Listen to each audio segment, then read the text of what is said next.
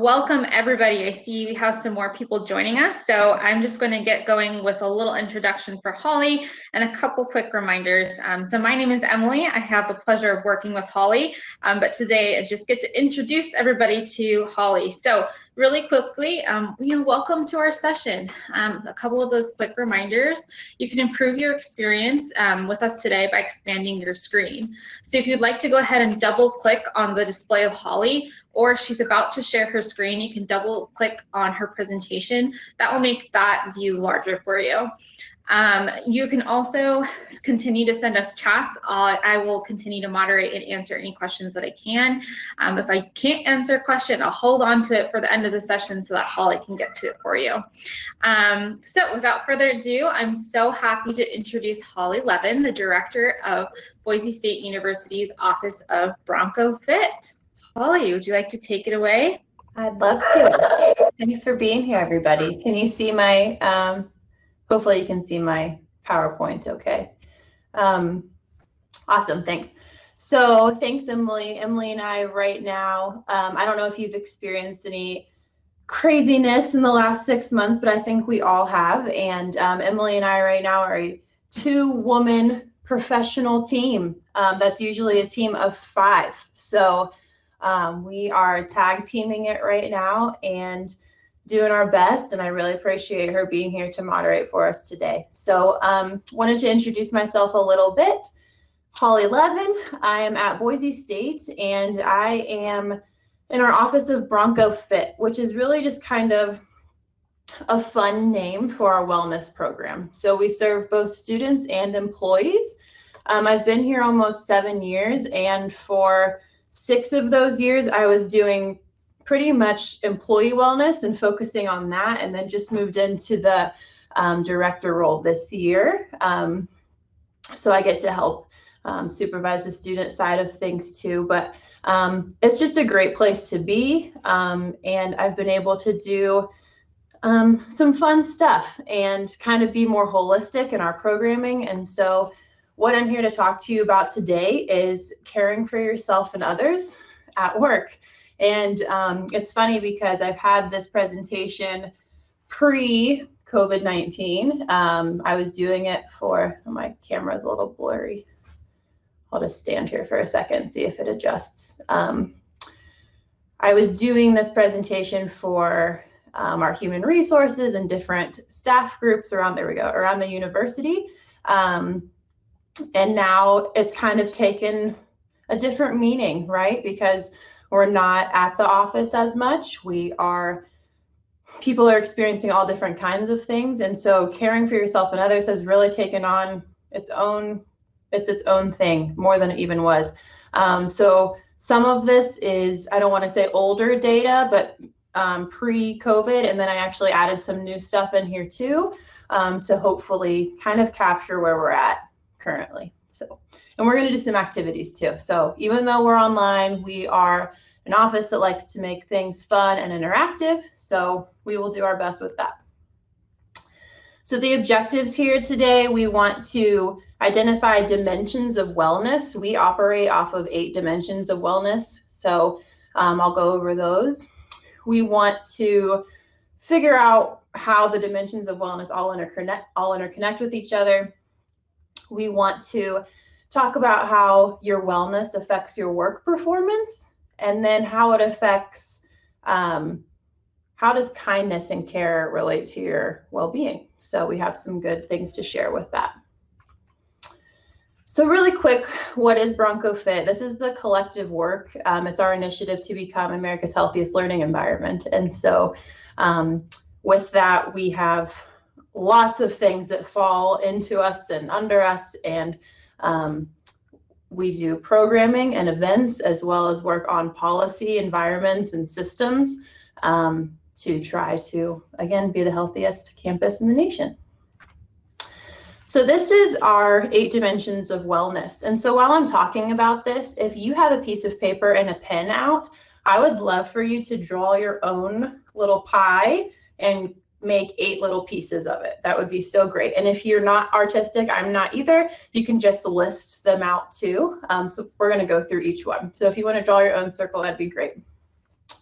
So the point of 8 Dimensions of Wellness is to illustrate that health is so much more than maybe what people first think, right? So when we think about health, we think about, a lot of people think nutrition, physical activity, maybe some stress management in there, right? I think there's physical wellness for sure, and then some emotional wellness. People really are starting to come around to that more recently, but we operate off of 8 dimensions, which is to say that physical wellness is only 1/8 of the pie here, right? And we need to focus on all of these areas to be at our potential and see where our strengths are, see where we're not as strong, and maybe where to put some work into.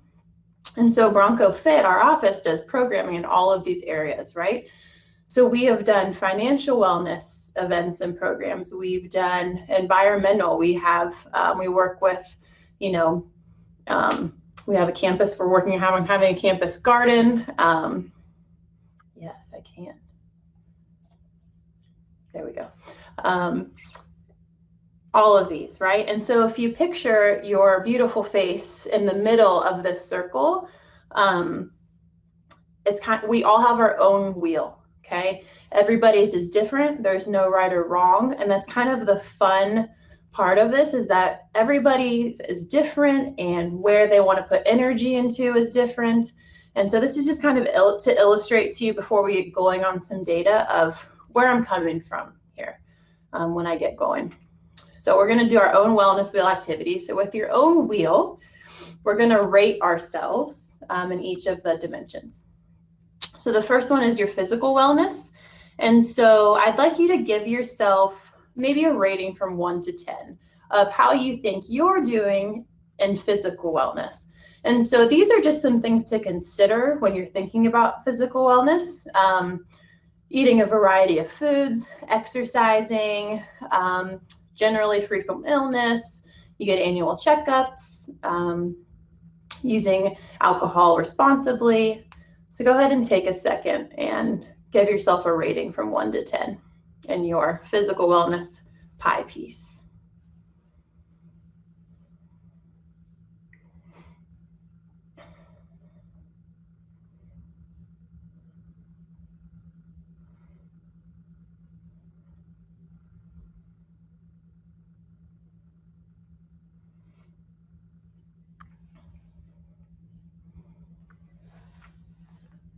We're going to go through all 8 of them. The next one is emotional wellness. So some things to consider when you're thinking about your rating of your emotional wellness. I have a sense of control in my life, and I'm able to adapt to change. I perceive problems as opportunities for growth. I'm able to comfort or console myself when I'm troubled. I have a sense of fun and can laugh at myself. I believe I'm responsible for my feelings and how I express them. So go ahead and give yourself a grade there.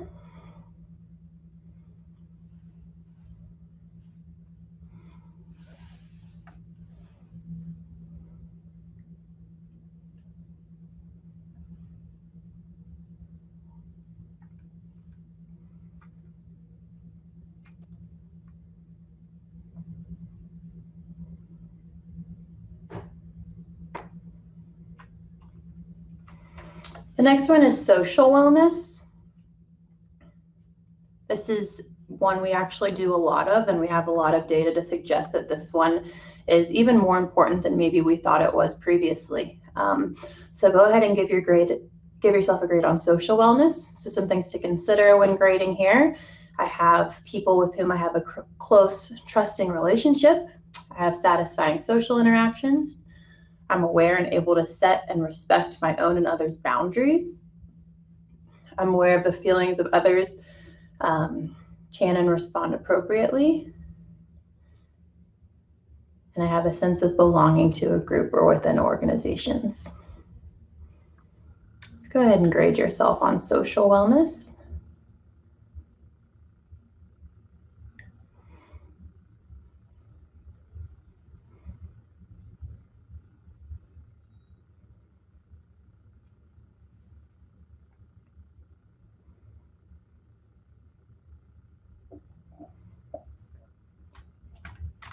Okay, moving on to environmental wellness. I think a lot of times when people think about environmental wellness, not that it's wrong, but a lot of people think, recycling, composting, and absolutely that's included, but there is so much more to environmental wellness. Thinking about, right now our air quality is not good, right? And it could cause some pretty damaging effects, right? So thinking about things like that.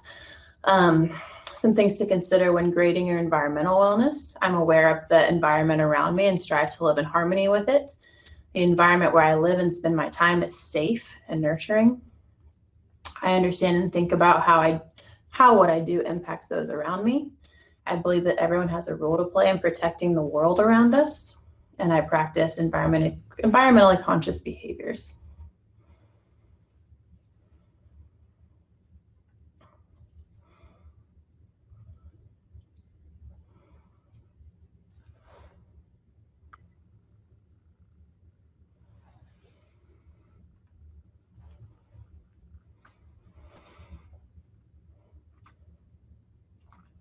Okay, moving on to spiritual wellness.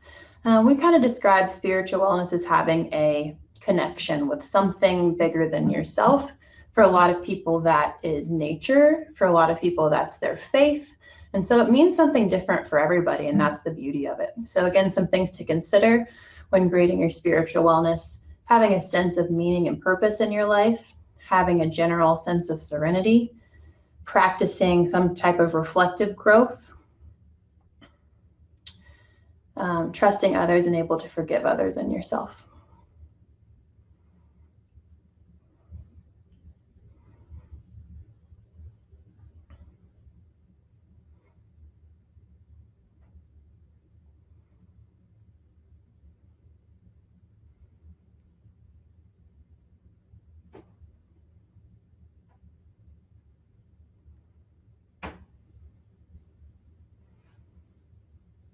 Perfect. We'll move on here. Occupational wellness, your career satisfaction. Is your career a passion? Is it a purpose? Lots of things to consider here, but since you're attending a conference and a training, hopefully that boosts your occupational wellness a little bit. So things to consider when grading this: you feel your job allows you to make a difference in the world. You're happy with the growth provided at your job. You're happy with your work-life balance. The advantages in your career are consistent with your value. You're happy with the amount of control you have in your work.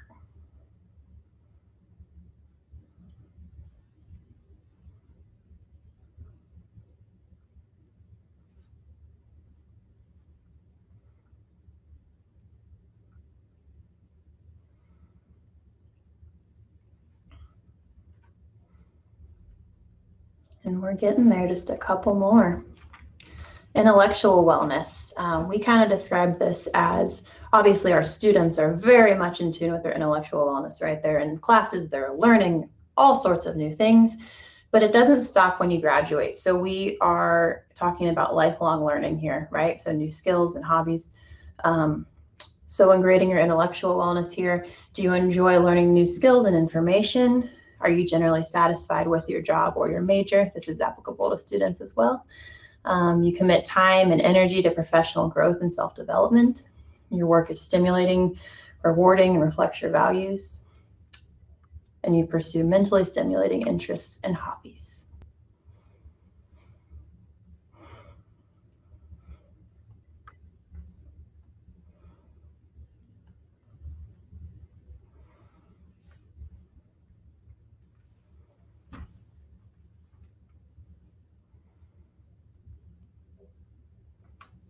And then our last one here is our financial wellness. Financial wellness is not about how much money you have. It is about kind of what you do with what you have. So when grading your own financial wellness, do you live within your means and take responsibility for financial decisions? Do your spending and saving habits reflect your values and beliefs? Do you pay bills on time and positively manage your credit? You balance present day spending with saving for the future, and similar financial beliefs and practices as those with who you're close to.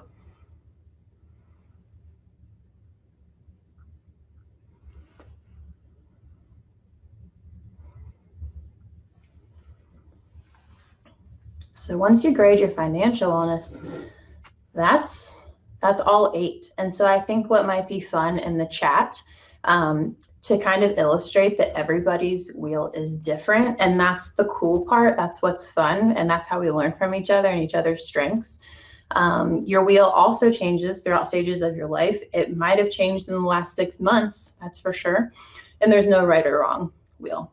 So I thought would be fun in the chat if everybody could share which dimension they rated themselves the highest in, since we're playing off lots of strengths this week in this conference.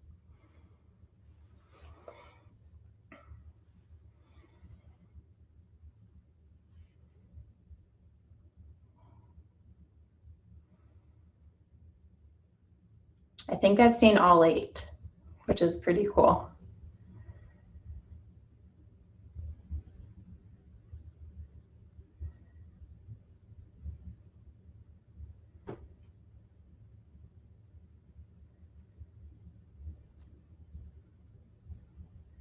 That was fun to see. Thanks for sharing.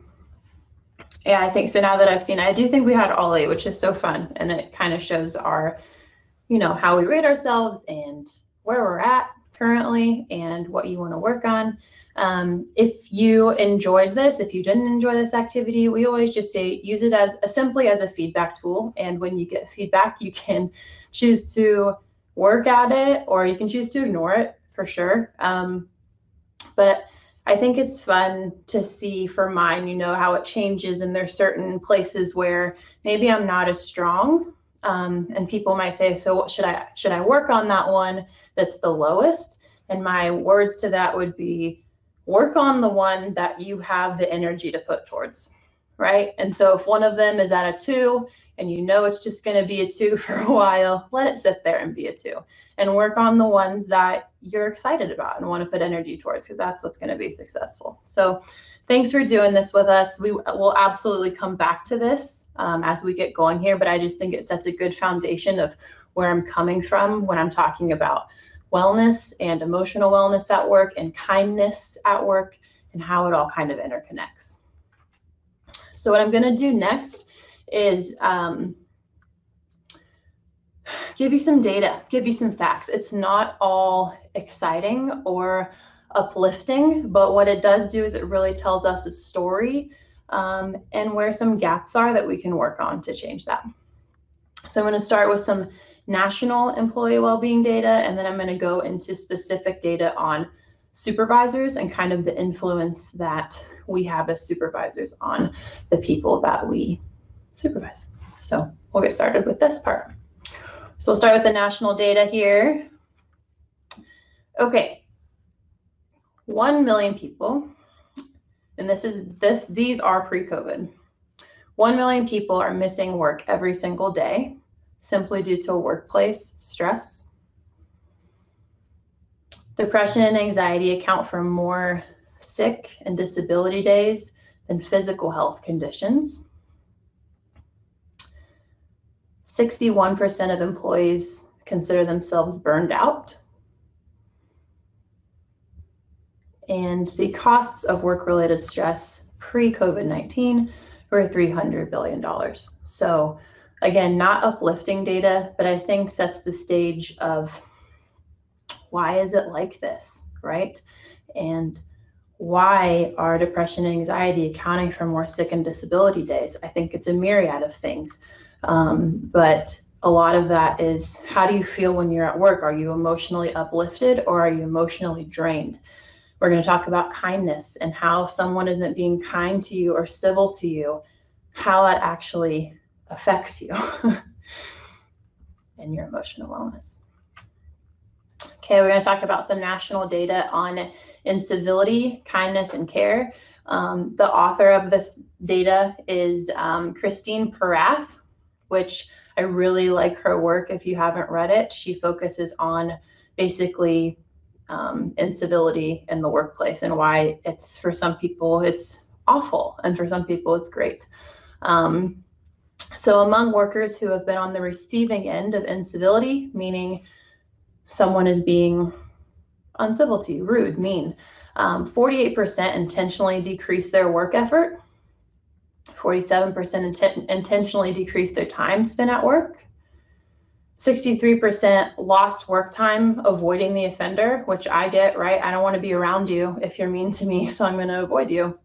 And 12% said they lost their job they left their job, because of uncivil treatment. So, I mean, those are not good things. And so what do we do about that? And that's what we're going to get to. I also want to tie in kindness to the bottom line, because as an employee wellness person, obviously my priorities are health and wellness. But when I'm talking to other leadership, obviously our leadership absolutely cares about health and wellness, but they also want to know what's the monetary effect of wellness, right? And so I want to talk about how if kindness at work relates to finances of your company. So this is from Gallup, which, if you're not familiar with, is a great resource on all things employee well-being, things like that. And so they have something very, very similar to what we just did, the 8 dimensions of wellness. Theirs is about 5 different things. I think it's, physical and community and relationships and their kind of own little wheel. And they rate employees either thriving, struggling, or suffering completely based on the balance of those 5 things, right? So not the person who rates a 10 in physical, but a 1 in everything else, but how balanced you are, right? So if you're balanced, you're in that thriving category. If you're suffering, you're either rated really low in all of those or kind of all over the place. So employees who are thriving basically cost their company about 1/3 of what those who are suffering will cost their company. And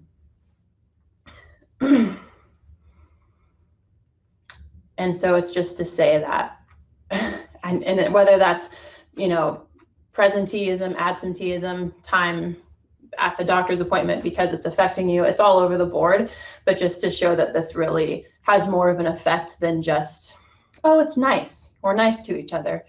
And so we often get in our department accused of being, you guys are just like the happy, fun, la people, which, yes, what we do is fun and it should be, but there's a purpose behind all of this. And to us, it is not money, but it is to show that there is an absolute impact of people who are not treated well, therefore have lower emotional wellness, and costing their company more. Some other stats on this: incivility or lack of kindness and care prevents us from being in that thriving category. Thriving employees have a 35% lower turnover rate. Not surprising, but nice data to have, that if you're thriving, you're more likely to stick around. And we all know the bottom line of how much it costs to hire a new person and go through that process. And then engaged employees are healthier all across the board than disengaged employees, meaning they cost less. Okay, so this is actually a new article that I pulled from Gallup that I wanted to share with you. This is from April, and the title of the article, "In the US, Life Ratings Plummet to a 12-Year Low." And if you think about what was 12 years ago, the recession. And so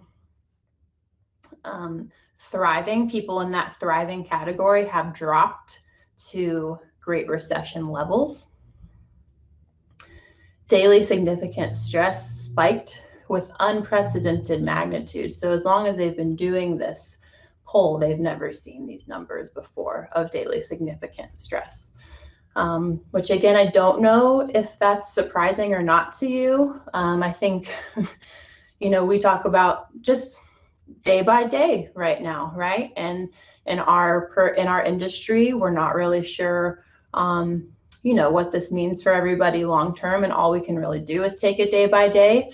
And while that's a great mindset to have, it's also pretty stressful to not know what might be coming. And that's just our story, right? So this is U.S. workers being daily significantly more stressed than ever before. So now I'm going to talk about role of the supervisor, and I wanted to try to do a poll at this part if it will work. So if you click on polls, that first one right there, do you currently supervise at least one other employee? I just wanted to get a sense of who are supervisors in here. So if you could complete that.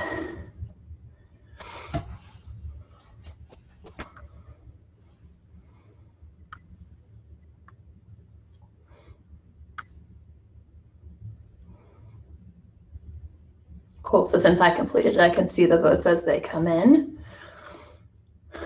Give you just another few seconds or so to do that poll. I'm glad it worked.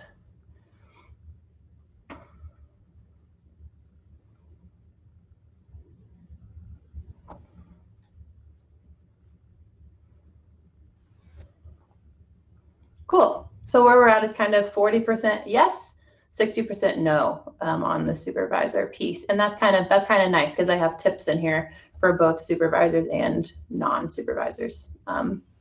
So where I'm getting at with this is that in my time in doing employee wellness, a lot of the tips that you hear are you need to capture leadership and get leadership support. We've had leadership support. Our leadership is all about employee wellness. We have a wellness release time policy where our employees get 60 minutes a week to do anything health and well-being related. That's been around since the 90s. We have leadership support. Where we were struggling is direct supervisor, not so much support, but employees feeling like they couldn't take advantage of these things because just those conversations weren't happening. Can I use release time? Is that okay? Can we facilitate a conversation around that? Do you support me going to this financial wellness thing? Or I don't feel comfortable because no one else in my office does it. So I'm not going to be the only one that gets up and leaves and is less productive because I took a break. And so that's where we've really found some gaps. And as a supervisor, I get it because you are feeling pressure from maybe those above you for certain things. And so we're working with supervisors on a lot of these things. So anyway, I have some data on specifically how the role of the supervisor plays into all of this.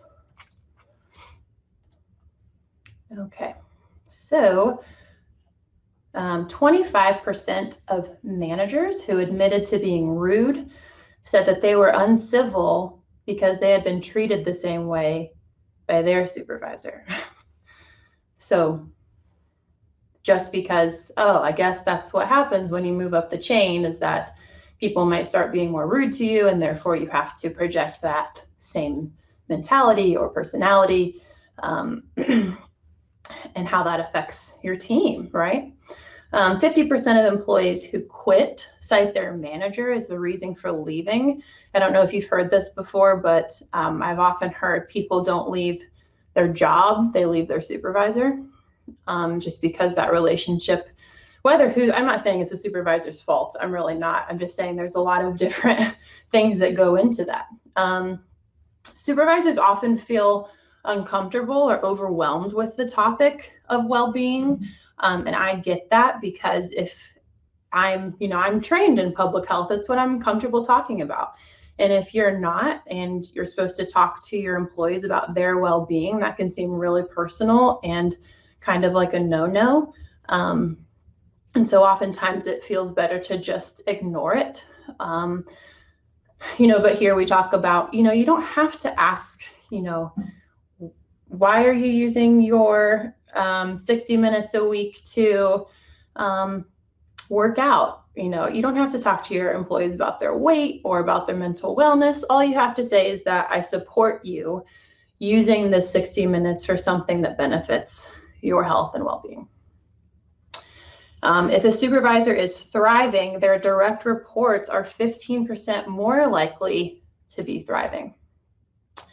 And I also want to add something kind of in recent times about this last piece here, that I think thriving has maybe taken on a little bit different of a definition more recently. And so, with my supervisor or higher up people at the university, if I see them being real and vulnerable that actually makes me as an employee feel so much better, and that I'm not alone if I'm just not feeling like I was 6 months ago, right?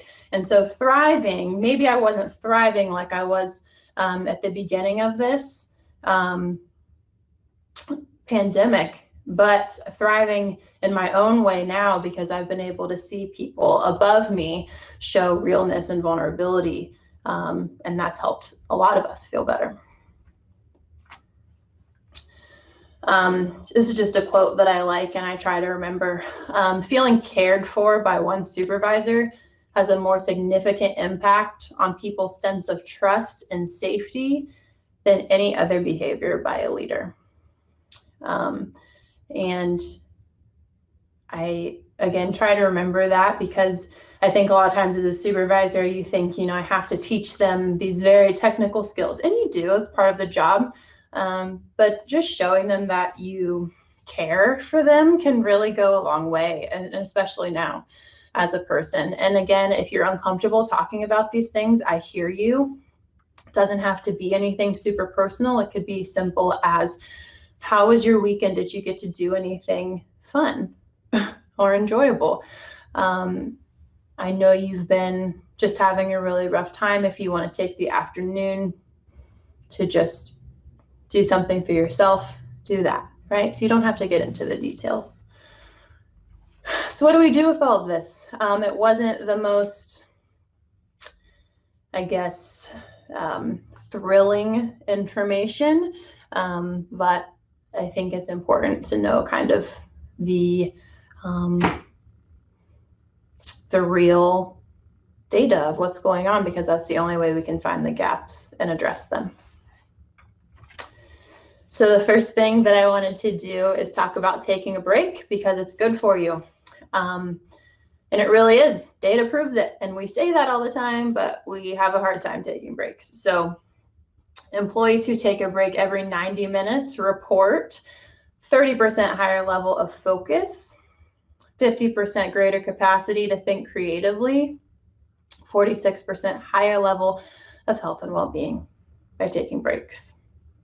And then this quote, can't get much more convincing than this. So feeling encouraged by one supervisor to take breaks increases by nearly 100% people's likelihood to stay with any given company and doubles their sense of well-being. Wow, that's pretty crazy. So what I wanted to do here is kind of honestly pause and take about a 5-ish minute break. I don't know if any other session has done this yet, but if you need to fill up your water bottle, use the restroom, I'm going to ask a question in the chat for 5 minutes if you want to stick around and talk. But take a break, go outside for a second, take a deep breath, take a stretch, whatever it is, and I'll see you in about 5 minutes. But for the people who are sticking around, I would love to hear in the chat kind of what you do for your breaks. So if you're at home with a toddler like myself, breaks are like not really a thing, but I have more time to spend with her, which is cool. So I would love to hear in the chat what you're doing, and then if not, I'll see you in 5 minutes.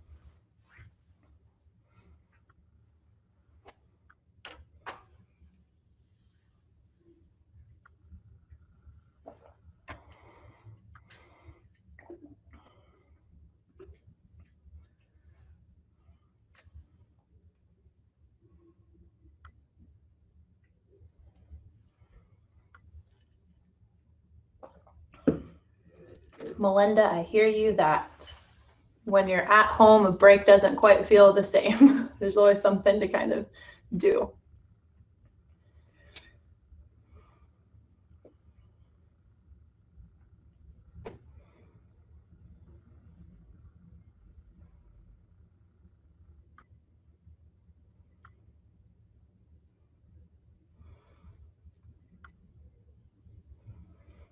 I love the dog answers. Emily, our moderator, could attest to that. She's a huge, huge dog person, does the same things.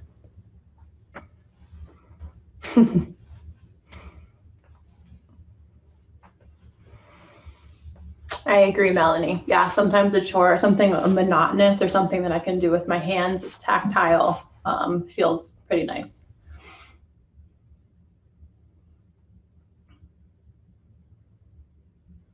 Lots of walking dogs. I love it.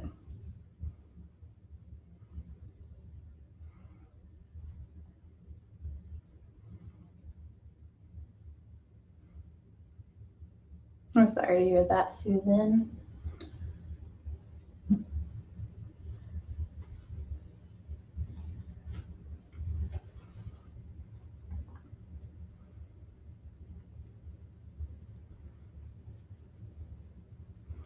Let me ask another question for those of you that have stuck around. During the, we'll say pandemic, so let's say the last 6 months or so, do you feel like, tell me about your breaks in that time. Are they harder to take? Are they less frequent? Do you feel more guilty, less guilty for taking breaks? Tell me about your current situation and trying to take breaks. You schedule them, that's awesome.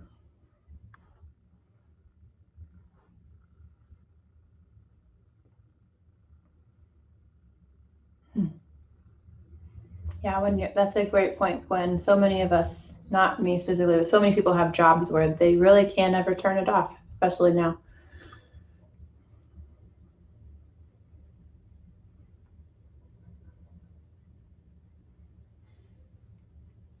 Yeah, Roberta, I can definitely hear you on that. It's harder to turn off when it's in your house, in your safe space.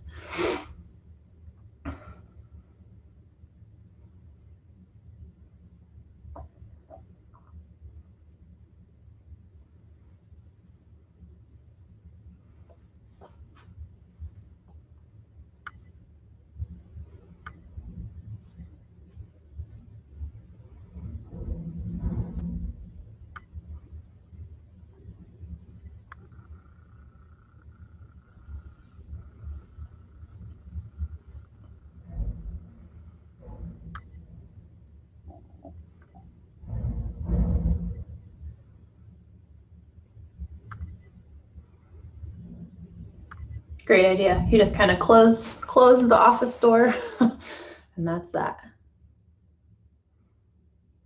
And I love doing this so that you can hear each other's ideas too. I think for doing this, from doing employee wellness things for 6 years, so much of it is time management. It's not that people don't want to work out or don't have the motivation to find new recipes. It's really not. It's more just time management and you scheduling things and just finding little pockets of the day where it really works for you to work on those things that you have energy for, that you want to work on. So it's been about 5 minutes. So take your time coming back. I am not a formal person here, so take your time and we'll get going here in a second. But I wanted to point out that I saw several people say that they felt guilty for taking breaks, and I'd be lying if I said I don't ever feel that way, because I do sometimes.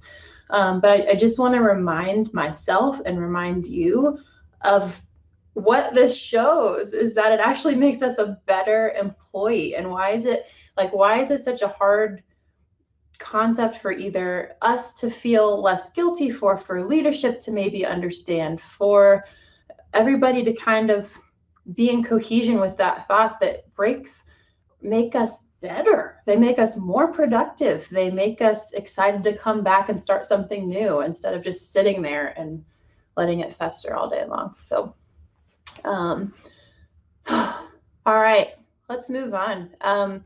So my plan, by the way, was to take about an hour of time and then have time for discussion, Q&A, things like that afterwards. And I also wanted to do a little activity with you at the end that we do with our employees that they seem to like, and hopefully you will too. Okay, so let's start with steps for supervisors to enhance employee well-being and kindness. These steps are provided by Gallup, So I didn't make them up, but I came up with my own examples for myself of how I can do this for my own team. So the 4 things that they talk about are invite, provide, model, and care. And so I'm going to give a few examples, and then I'm actually going to stop talking for about 3 minutes to give you time to come up with your own examples for these. So invite, could that be maybe you invite one of your employees to go on a walking meeting if you're in an in-person environment. Can you invite your team to a morning Zoom coffee chat just once and see if people like it? Some people hate that stuff, and that's great too. And if you love it, then you keep doing it. Just a morning coffee chat. Can you invite them to maybe like a fun team game bonding session? Can you invite them to a meeting that maybe they've never had the opportunity to go to and have their voice heard? Could you do that? So those are some for invite. Provide. Can you provide opportunities for them to have time to work on their well-being? Can you provide, hey, Friday at 3, I'm going to be doing this. You all do the same. Do whatever makes you feel good at this time. So provide the time, provide the example, and then model. That's the one that my previous supervisor, I'll never forget the way that she modeled work-life balance. And it was family first for her, and she wanted us all to do the same. And it will kind of always stick with me. And so I'm lucky to have had a supervisor like that. So I want to make sure that to my team, I'm not working 20-hour days all the time. And because to them, it makes them feel like they might have to be working crazy hours too. So can you model certain things? And I'm not saying you can never work late. I have to do it several times now, several times a week now. But I'm saying, can you turn it off? Can you stop at a certain time and kind of model those boundaries for people, whatever they are, and everyone has their own boundaries. And then care. So again, ask about their life. How's it going? Are you doing okay? You don't have to get into the details. I actually have a slide about that to hopefully make you feel a little bit more comfortable if you have to have those conversations. Can you show you care by doing something for their birthday? So some people love, can I have a little Zoom shout out on my birthday, or maybe I leave your favorite dessert on your desk. Some people hate that stuff, and I want to honor that too. So kind of getting to know each of your team members and saying, what ways will that person enjoy being cared for, I guess, by a supervisor. So those are the 4 steps.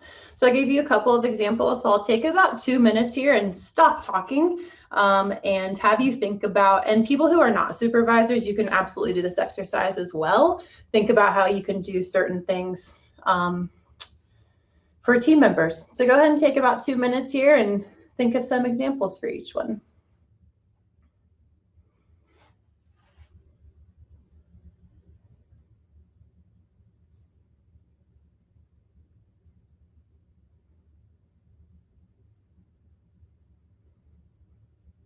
Christina, that's a good question, and I haven't seen specific data about the effect of taking a full hour lunch or a 30-minute lunch, because when I don't have data, but anecdotally, I think people find advantages of both. So I think some people like having time to take a quick break and then get back to it. And if they can be done earlier, I don't know if that's an option for you. And then some people really like having that longer break in the middle of the day. Where I come from is, as a supervisor, is do what works for you.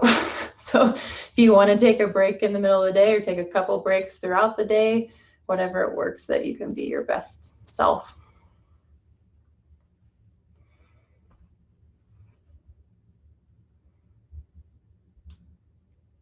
That's a cool example, Rachel. Nancy, an example of provide. So I think, let's see, you could provide, I I always think of it as kind of providing time. Like, can I provide you with time to do something for your own well-being? And that's something that we do here. Can I provide you with a work opportunity that you've really been wanting to work on but maybe haven't had the chance to yet? Here, do this project. It's a skill that you want to build. That's a great one. Provide an opportunity for your employee to join a mentor program.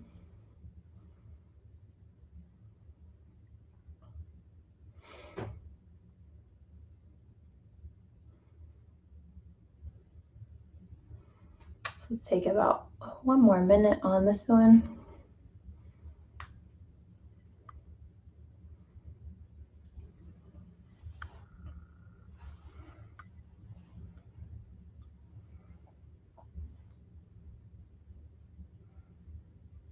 I love all of your ideas too. If you want to maybe share one in the chat, maybe your most excited about idea that you came up with, I'd love to hear or see those. I love getting new examples to share with others.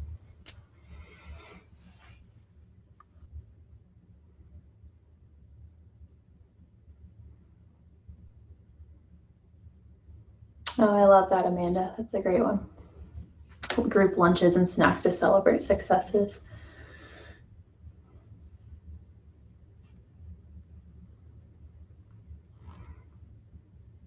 This is so awesome. Thank you for sharing. And Monica, I saw your comment about solving problems that you couldn't think of when you're in the office. I was at a conference once, and somebody that was pretty high up at a university explained how she's a swimmer, and so she would swim in the university pool, I think almost every day, for a half hour to an hour, and her goal would be to go in with a problem that she was having, and as she was swimming, she figured it out. And so she's like, and yes, that counts as work time because I'm working and I'm figuring it out. And so that was really cool to hear from her.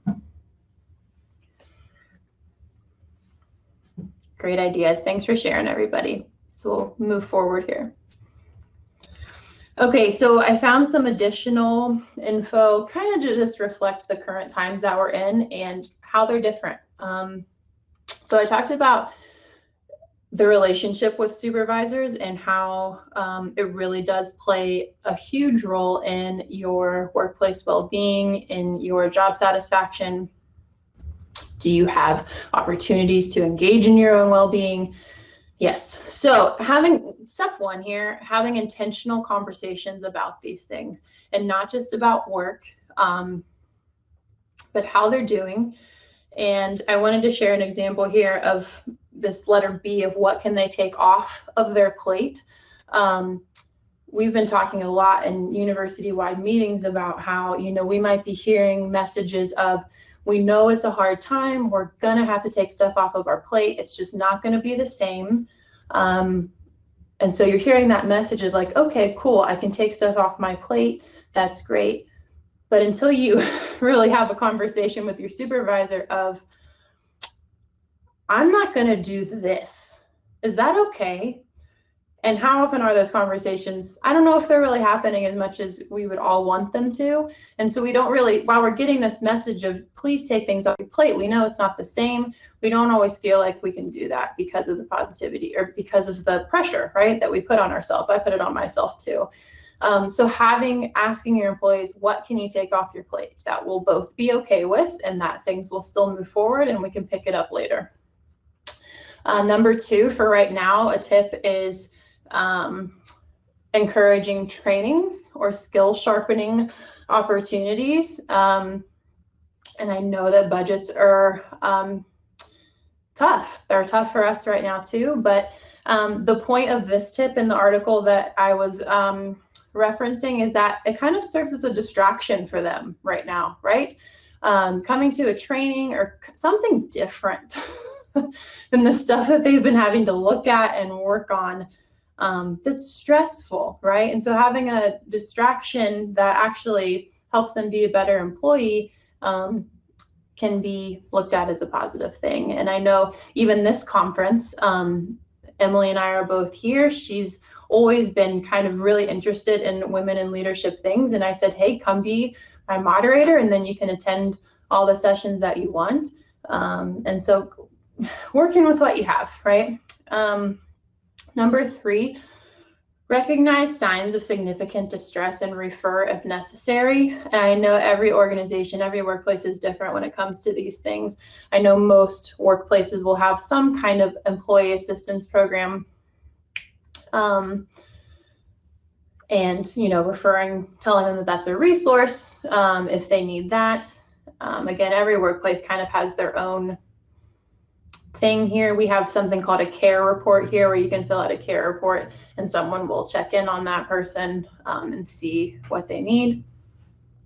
And then I put a quote here that I saw that when you're talking to your employees about this stuff, you don't have to go into detail of what's going on. How's your mental health? You don't have to ask that. It's just, how are you doing? And if the answer you're hearing is not what they're usually like, and it just seems different and not them, hey, I'm happy to point you to resources that could be helpful. You don't have to go into detail, but here's some things that might find helpful and let me know if I can make a direct connection for you. Number 4 kind of goes above just being empathetic, having availability, being virtual. I think for me, just trying to be as available as possible for everybody on my team that I supervise. So, and that includes graduate students, and we actually hire about 10 students, undergrad students. So if they ever need to reach out, knowing that they can text us, and just being available during those work hours again. Recognize the impacts of isolation and loneliness. We've all been isolated. I'm sure at one point we've all felt lonely, and really the impact that can really have on our day-to-day functions. It's going to make somebody be a different person and a different employee. And so just recognizing that if you feel like something's off, knowing that there's an option to refer them to people that could help, and at least showing them, and that shows that you care.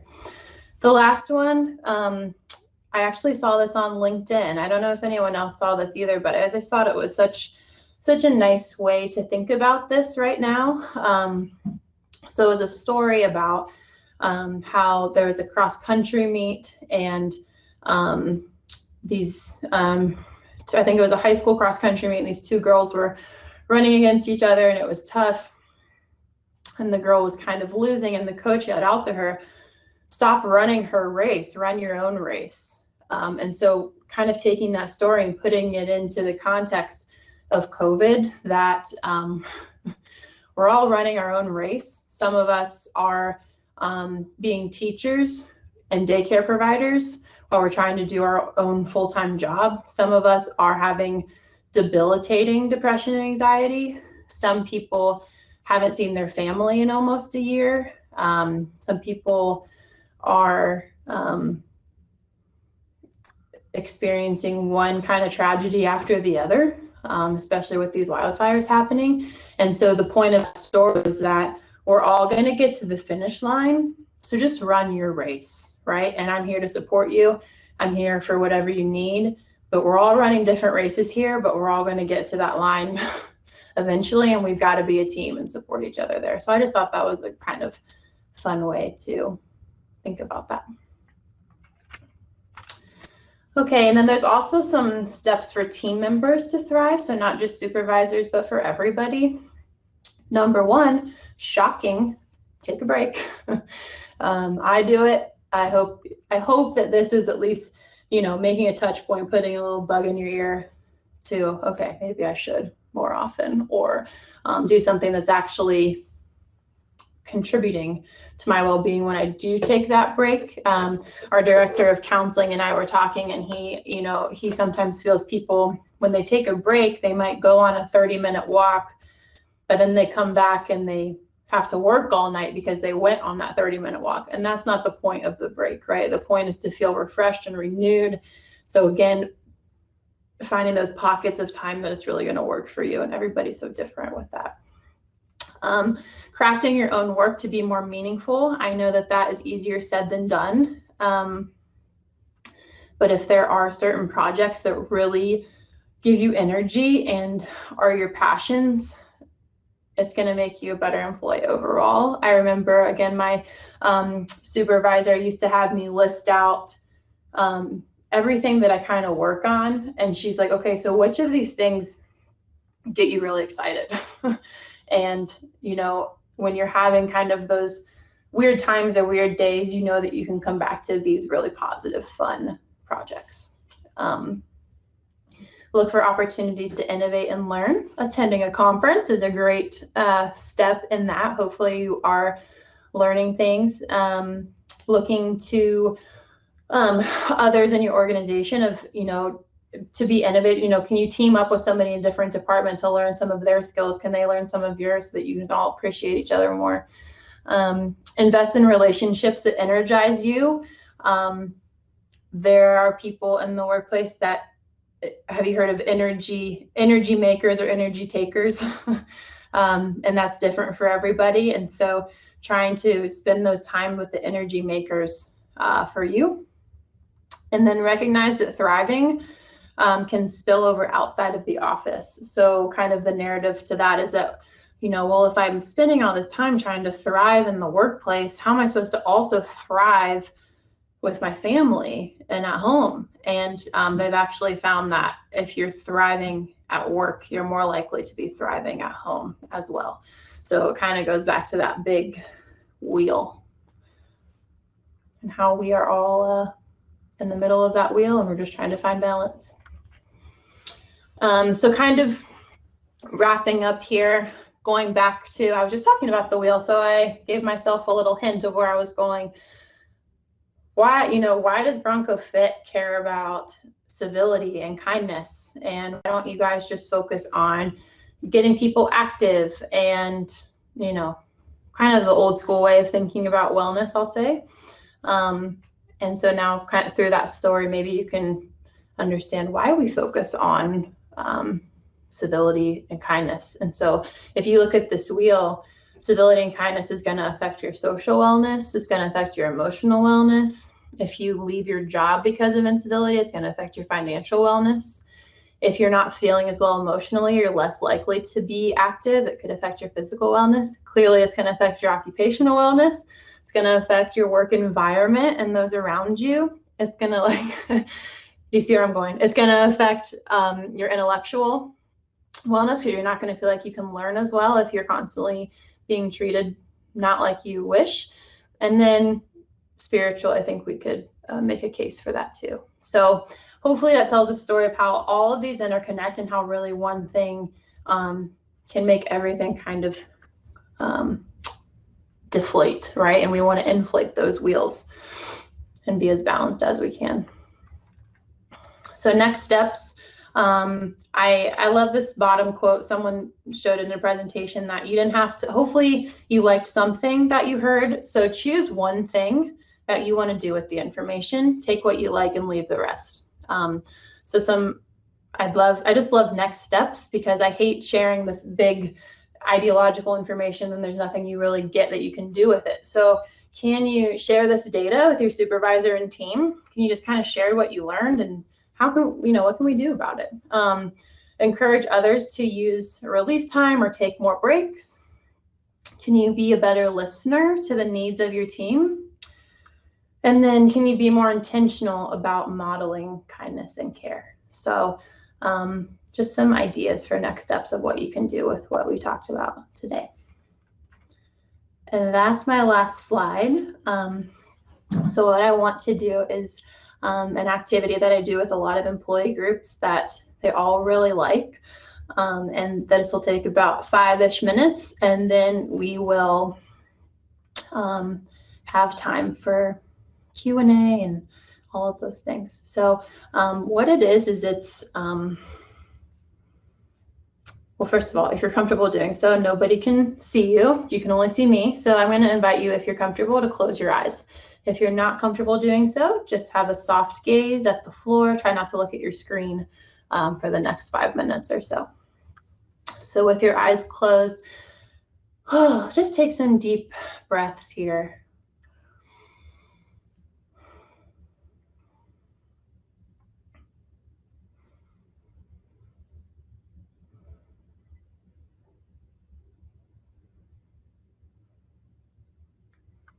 as you're kind of getting comfortable in your seat, I'm just going to talk for a minute or so. So just keep your eyes closed and breathe however it feels nice and comfortable for you. Oftentimes in the workplace, we talk about, we get sore muscles from, sitting a certain way all day, or your shoulders are just really tense or your hips from sitting. But one thing that we don't pay a lot of attention to is our eyes. And think about the work that your eyes do all day, especially now more than ever with the influx of video meetings. And then when you're not on video, you're on email or you're reading. And just think about that strain that can have on your eyes. And so what we're actually going to do is a little eye massage. And so I'm going to guide you through that. So what I'd like you to do is with your right hand, and if you need to look at me for a second, you absolutely can. With your right hand, take your first 2 fingers to your right eye and go along your eyebrow bone. It's kind of the top of your eye socket. And you'll feel the top of that bone there. And you can do whatever motion feels good to you. You can really dig in. You can just kind of be nice and light.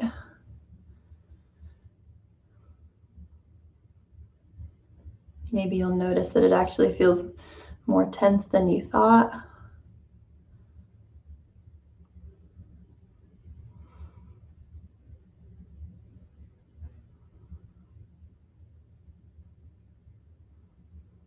And if there's one spot that feels more tense, maybe stay there and focus on that.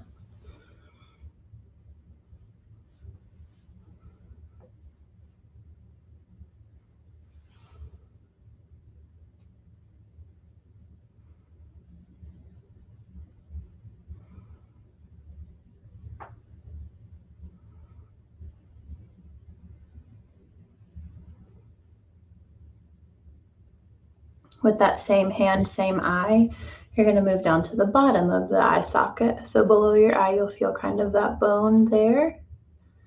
Kind of do the same thing. However much pressure feels right for you.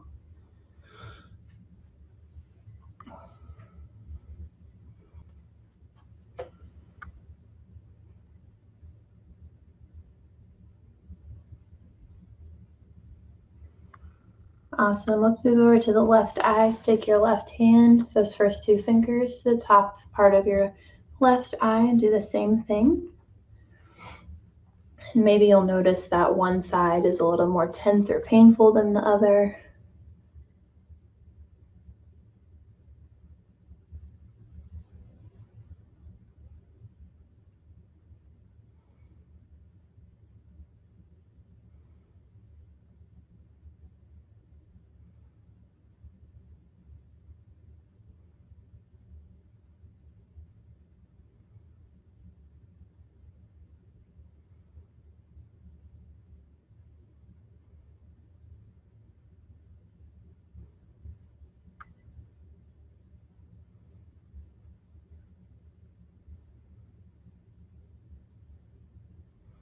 And go ahead and move down to the bottom part of that eye.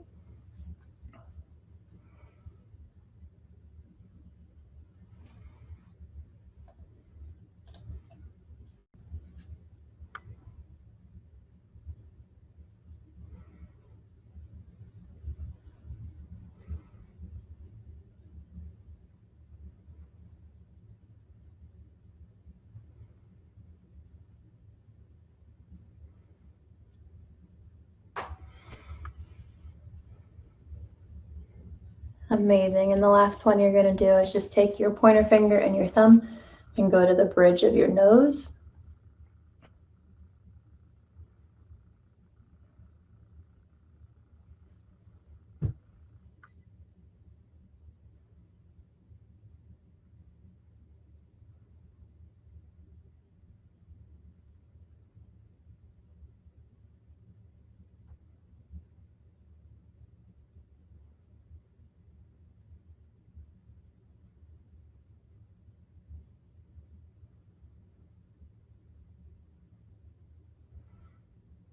And then when you feel free to keep going if you'd like, but when you feel like you've come to a good spot, go ahead and take about 3 more deep cleansing breaths to slowly come out of the exercise.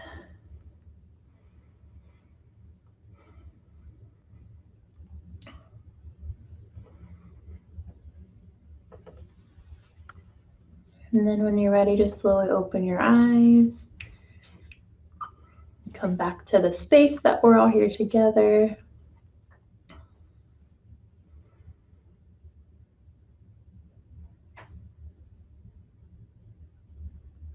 Thanks for doing that with me and with everybody else. I hope it was helpful, enjoyable, something new maybe you've never done before. So thanks for doing that. So my presentation is done and we have about 20 minutes to go. And so I'd love to do my best again to answer questions if we have any.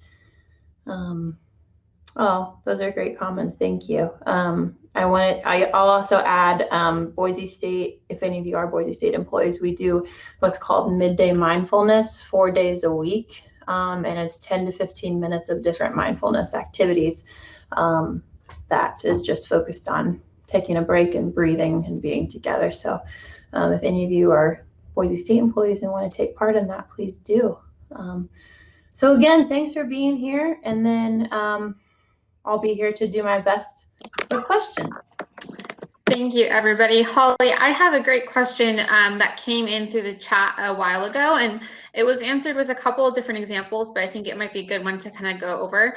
So we had a participant ask when you were referring to taking things off your plate, how do you make sure that this is not a feeling of negativity, right? Where you as a supervisor are taking away an opportunity or taking things off someone's plate and making them feel bad about that, right? Like, how do you spin that into a positive opportunity for somebody?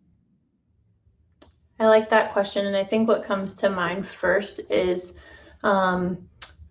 working at it together, and maybe not you as the supervisor deciding what's going to come off the plate, but empowering them to come up with ideas. And I get it, like not every piece of your job you're obsessed with and you love, but some stuff has to happen and has to go on. And that's probably not things you can take off, but are there something that you feel empowered to say, you know what, I think that this can take a back seat for a little while. There are certain, without having a more full-time employee wellness person, there are things that we just haven't been able to do. And it's not fun that we haven't been able to do those, but we've just, I've had to just say, okay, it's going to be on the back burner for a little bit. We'll get back to it. And so trying to offer what's there and good, but also empowering your employee to make that decision, and making sure that it works, for your organization and for their job. But yeah, working at it together instead of you coming, the supervisor, deciding what's going to come off of it, and knowing that you share in that decision. Thank you. Now we have another question that just came in. And this is from Gwen asking, what are more virtual ways to invite and share with staff and others, especially since so many people don't want to get on another call or Zoom meeting, and asking for personal home addresses, blah, blah, blah, probably isn't possible or the best. So kind of how to connect with your team virtually when people don't want to be on there anymore. Great question. So a couple of things come to mind for that. 2 different things that I've seen work well for us at Boise State. So what I do is I try to embed that into our already standing team meetings. So we're already going to be meeting anyway. Let's take 10 minutes to ask like a funny question, or just to check in and see how everybody's doing. And that also gets every single person talking, which is nice, because sometimes when you're meeting virtually, it's hard to know when it's like your turn or when it feels right for some people, and it's really uncomfortable for people to speak up. And so it gets everyone talking, and they already have to be there anyway for the meeting. So adding it in there. And then they've actually started doing faculty coffee chats, which I've not presented on one, but I kind of facilitated one. And it's just, they can pop in for as long as they want for that hour and just kind of hang out, and it's not an expected thing. It's not a mandatory thing, but it's something that whoever comes on is welcomed, and they have seemed to find that valuable. Awesome. And then I think we had one last good question. And just so you're aware, Holly, I did just share information on the My Life or the Breathe app already, but someone was asking, what are some good resources for those outside of the Boise State Network for, in place of midday mindfulness or in place of some of those coffee chats with faculty? Yeah. The apps are a good idea if you're an app person. And then actually YouTube it's almost bad how much they have on there, but if you are a yoga person, something that comes to mind is Yoga with Adriene. It's all free, and it's for all levels. There's anywhere from 5 minutes to an hour and a half. There's yoga for at the workplace. She does a session that's like all in a chair. She does more just breathing things. So that's definitely one that comes to mind. And then I really just think that the apps are great, the websites are great, but the whole point of mindfulness is breathing and being in the moment. And so what I would encourage you to do is whatever that means for you. So for some people, it's having, if you have kids, it's 20 minutes of very intentional time playing with no screens, and you're just there with them in the moment. Or maybe you go on a walk and you don't take your phone to listen to music, and you're just kind of taking in what do you hear, what do you see, what do you smell. And so it doesn't have to be an app or a website, but those can definitely be a helpful aid in kind of breathing and getting in the moment. Awesome. Do we have any last minute questions coming through the chat? I just answered the question for you, Holly. We were asked if we can give a copy of this PowerPoint, and I let people know to reach out to you directly on your email. But does anybody else have some last minute questions for Holly?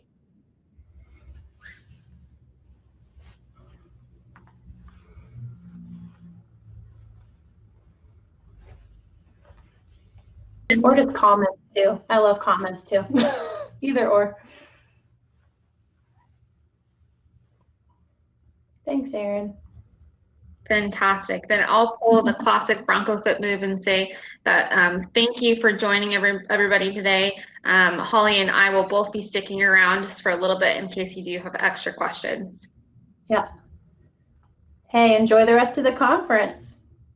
Thanks for being here.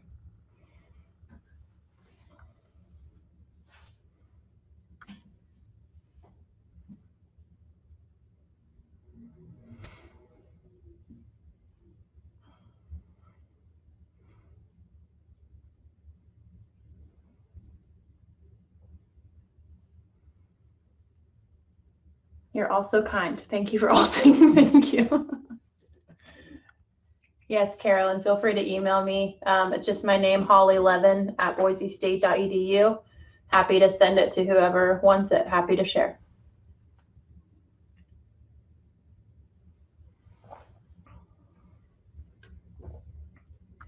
Oh, thank you.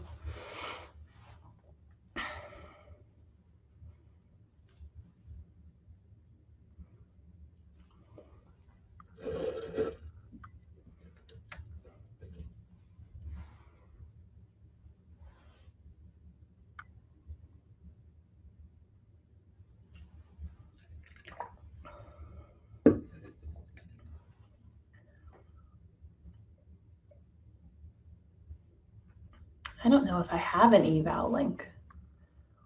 To say, I don't think we have an eval link. From my understanding, that will come later from Danielle. We can double check with that with her. I can chat her right now.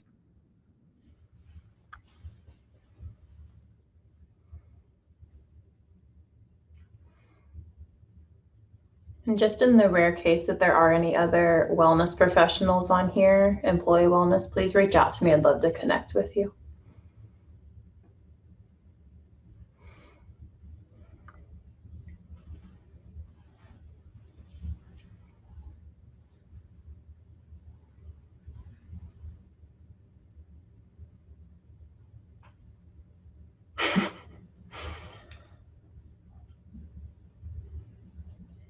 Yeah, so just kind of, so I am the director of BroncoFit slash, it's really just wellness services at Boise State.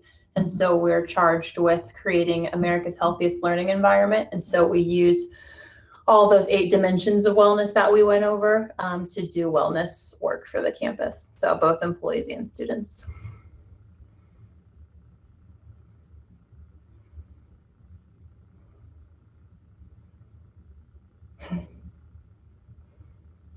It's a fun place to be.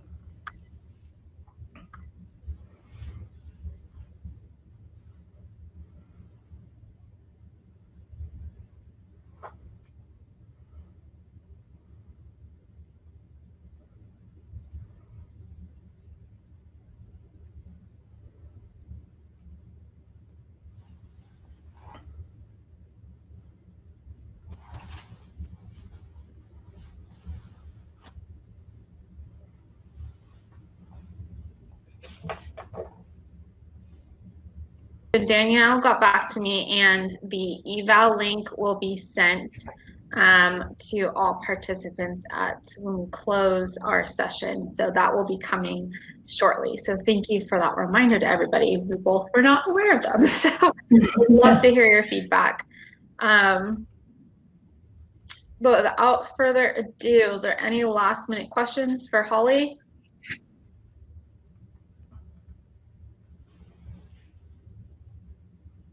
Awesome.